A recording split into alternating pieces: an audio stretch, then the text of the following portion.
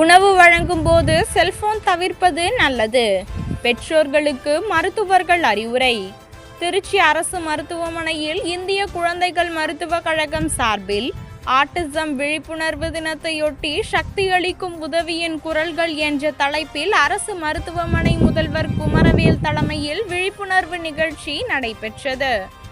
இந்நிகழ்வில் ஆட்டிசம் பாதிக்கப்பட்ட ஏராளமான குழந்தைகளுடன் பெற்றோர்கள் வந்திருந்து தங்கள் குழந்தைகளுக்கான விழிப்புணர்வு செய்தியை பெற்றுக்கொண்டனர். இந்நிகழ்வில் ஆட்டிசம் என்பது ஒரு நோய் அல்ல, மூளை வளர்ச்சி குறைபாடு. வேறு சில குறைபாடுகளுக்கு வரலாம், மாறுதல் இருக்கலாம். ஆட்டிசம் உள்ள குழந்தைகளின் பெற்றோர்கள் கவலைப்பட தேவையில்லை. பெரிய விஞ்ஞானிகளான ஐசக் நியூட்டன் போன்றவர்கள் ஆட்டிசம் பாதிக்கப்பட்ட குழந்தைகளாகவே இருந்துள்ளனர். இந்த குழந்தைகளுக்கு நம்முடைய உதவி ஆலோசனை இருந்தாலே போதும், குணப்படுத்தி விடலாம். இது போன்ற குழந்தைகளுக்கு கண்ணில் பார்த்து பேசும் தன்மை இருக்காது.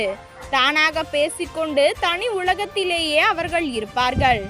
ஆட்டிசம் பாதிக்கப்பட்ட குழந்தைகளுக்கு கவனிக்கும் திறன் இருக்கும். அதற்குரிய மருத்துவமனைகள் தற்போது உள்ளது. குழந்தைகளுக்கு பால் ஊட்டும் போதும் உணவு கொடுக்கும் போதும் செல்போன் கொடுப்பதை குறைக்க வேண்டும் என பெற்றோருக்கு அறிவுறுத்தப்பட்டது. இந்நிகழ்வில் மருத்துவமனை மருத்துவ கண்காணிப்பாளர் உதய அருணா, மருத்துவர்கள் அருள்ராஜ், சுரேஷ்குமார், நிரஞ்சனா தேவி உட்பட பலர் கலந்து கொண்டனர்.